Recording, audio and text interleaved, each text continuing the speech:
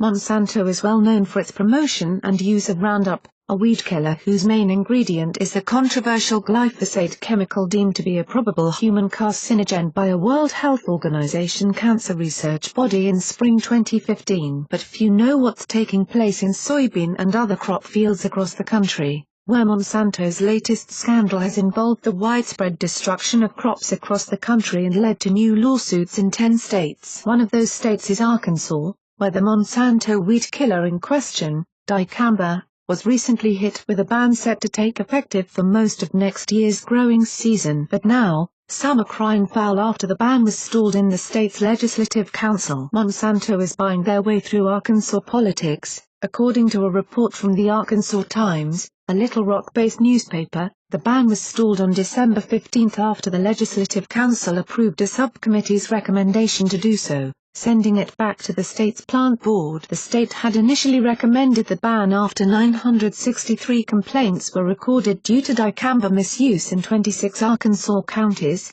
but now it may not happen after all, which proponents of the ban worry could spell big trouble for farmers in the near future. As a former dicamba task force member, Arkansas farmer, and member of the USDA Specialty CROP committee who testified at this legislative session, why is no one questioning the fact the Senator Bill Sample kicked this back before the hearing started, before any testimony was heard?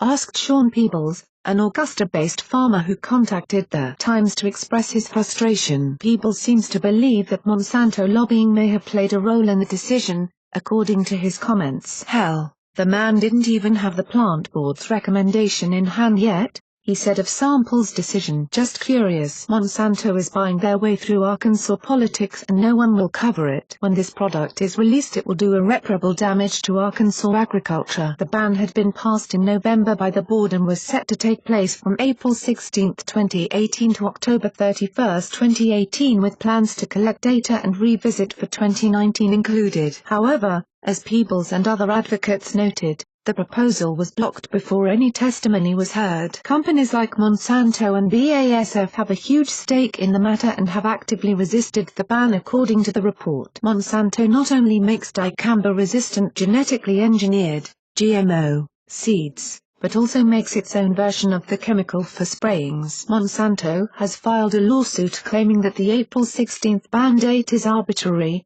an assertion that Sample agreed with, according to the Times. Dicamba is especially vulnerable to spreading during the hottest times of the growing season, as is capable of morphing into a cloud of plant-killing vapor that can spread in unexpected directions, leading to crop losses on neighboring farms. Monsanto says dicamba is not being used correctly, but others believe there are systemic problems with the herbicide and the destruction it is causing. The new formulation of this old weed-killing chemical system was not made available for testing, according to national weed scientists, as noted in this article from NPR. I wish we could have done more testing. We've been asking to do more testing for several years, but the product was not made available to us, says Bob Scott, a weed scientist at the University of Arkansas, to NPR. These are proprietary products. Until they release those formulations for testing, we're not allowed to test them. The council is now recommending that the plant board re-examine a potential date for instituting a ban. According to the report, Sample also left the building immediately after the motion to stall the ban was approved. 5 farmers began testifying,